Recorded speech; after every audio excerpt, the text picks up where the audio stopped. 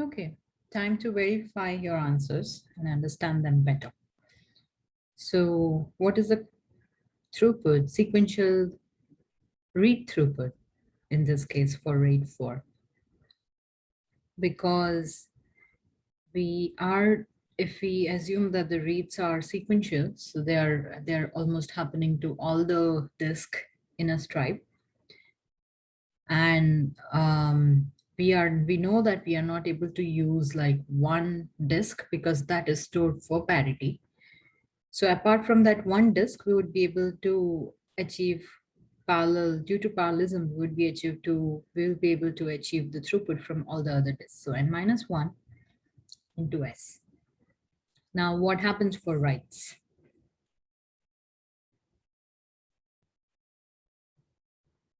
Similarly, right? Exactly the same way, because in this case, when we have sequential writes, then we can say that these writes are happening to the full stripe all at once.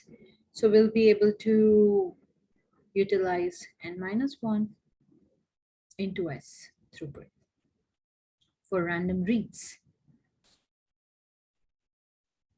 Now, when we have random reads, then this reads could be spreaded over, but still, because in the RAID 4, we are not maintaining duplicate copy of any data as we did in RAID 1. So we just have single copy of each data in different disk. So still we would be able to perform random reads as we would perform a read over a single disk. But apart from utilizing that one disk that's used for parity.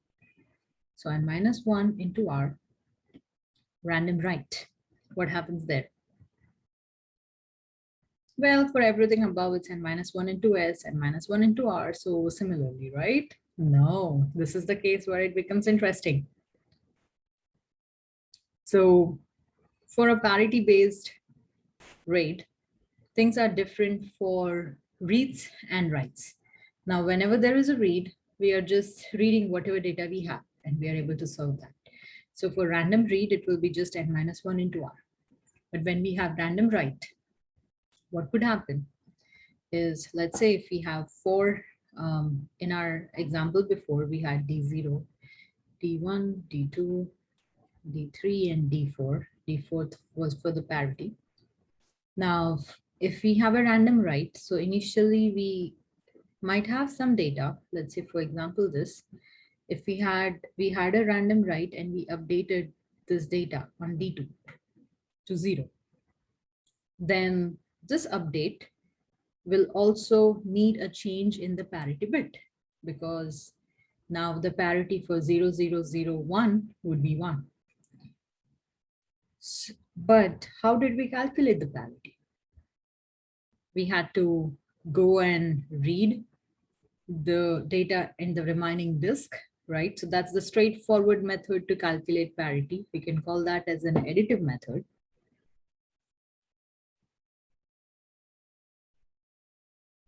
But does that make sense? Like, in order to do one write, you would have to read the data sitting on all the other disks in the same stripe. We have to read the data, the parity bit data as well. And then we will be able to write the original write and one additional write, which is a parity bit write. Just too many additional IOs, right? Does not make sense. Is there a way for us to compute this parity in a more efficient manner rather than reading the data from all the other disks?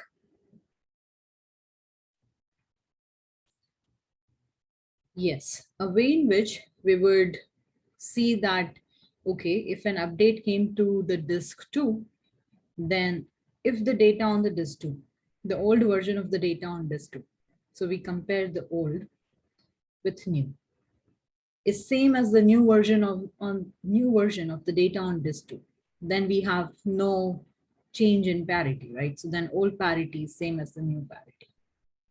But if the old version of data on D2 is different from the new version of data on D2, like when we are comparing one bit, it could only flip, right? It could either be 0 or be 1. So if it's different, it has flipped. What would this flip incur? This flip would exactly incur a flip in parity bit as well. So then the new parity bit would be different from the older one. So if we try to write this simple logic, this is called subtractive parity calculation.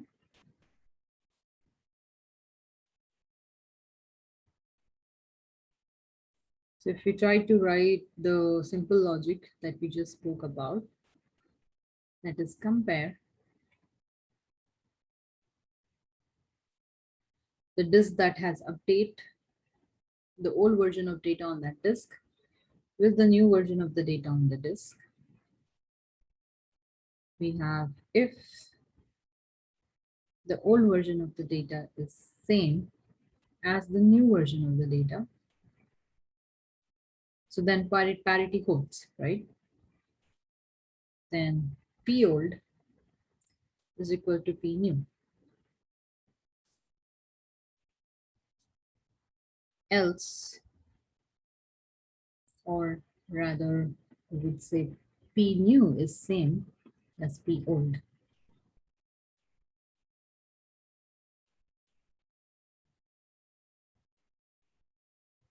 Else, if the new version of the data is different from the old version of the data, then we would want to flip P old.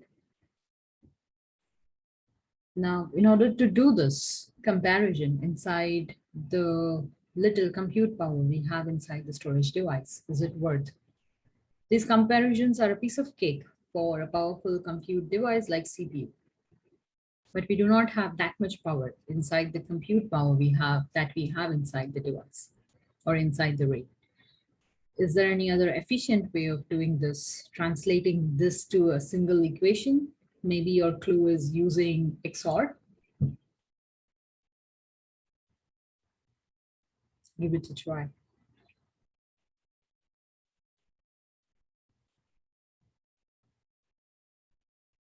Yes, XOR is a beauty. So we could translate this just by using XOR into a single equation, which is parity new is equal to the data old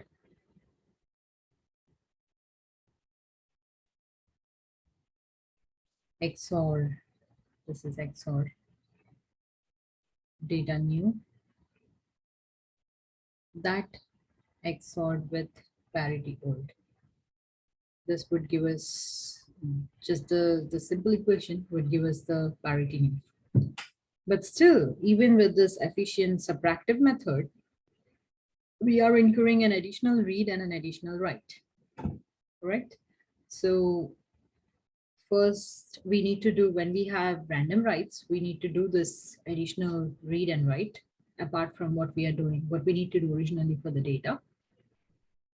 And the worst part of this is all such for every stripe, this needs to happen.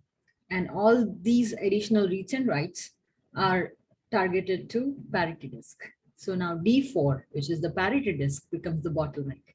Irrespective of how many ever disk we have in the stripe, we are not able to use the parallelism of that number of disk. So when we calculate the throughput of random write, that throughput is bottlenecked by D4, that's just a single disk. And now because we have to do a read and write, two IOs for each random write. So we are deteriorated, the performance is deteriorated by a factor of 2, which is if for D4, it's R, then it's R by 2. Very low. We do not use N at all because we are not able to leverage parallelism at all in this case because of the bottleneck. How about the latency? So latency is a bit simple. For read latency, definitely because we are going to read the data from one of the disks. So if we are able to, whatever the rate at which we are, whatever the time that it takes to read from that disk, that is the same. So T. But for write, now because we are write would also have to change the parity with that write, irrespective of what write it is, sequential, random, doesn't matter. So because we have to perform this additional 2 IOs, so the time to write is 2t. And both these additional 2 IOs are going to a single disk, which is our parity disk. So that's where we cannot even leverage parallelism among these 2 additional IOs as well. So that's where the time doubles.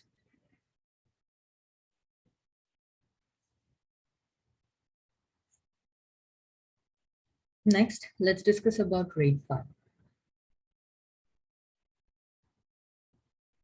So as we talked in the beginning of this lecture, that RAID 4 and RAID 5 are very similar. Both of them are parity based. Now, most of these days, RAID 5 has totally taken over RAID 4. There are very few instances where RAID 4 is used, but most of the cases, we would better choose to use RAID 5 than RAID 4 because RAID 5 is very similar to RAID 4, but solves the problems of RAID 4. So why not use the better version, right? How does it solve the problem of RAID 4? So the biggest problem of RAID 4 was that single disk that was becoming bottleneck because all the parities were stored there. So what if, rather than storing all the parity on the single disk, we distribute the parity across all disks? That's the simple idea. That makes RAID 5 much better than RAID 4. So how do we distribute data in RAID 5 is if we have 5 disks, D0, D1, D2, D3, so we would still need a disk for the parity, but rather than putting all the parity in the same disk as we did in RAID 4, what we would do is, while we are putting the data, let's say we have something like this. For this, we would put the parity bit here. But then for the second stripe, when we are putting data 4, 5, 6, rather than putting parity on disk 4, we could put parity on disk 3 and 7. And then we can have, for the next stripe, we can have parity bit over here. For the next stripe, we can have parity bit over here. For the next one over here. So what this gives us, such an arrangement of parity across different disks that gives us is distribution of this load. And now no single disk would be the key bottleneck, right?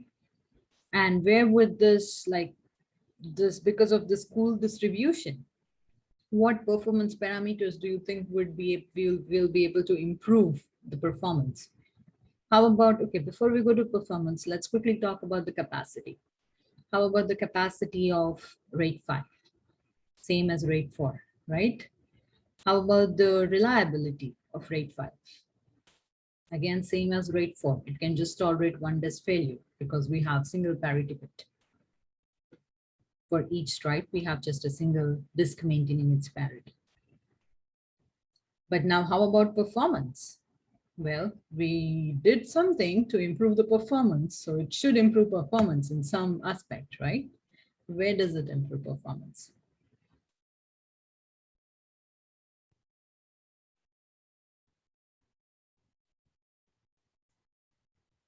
Throughput.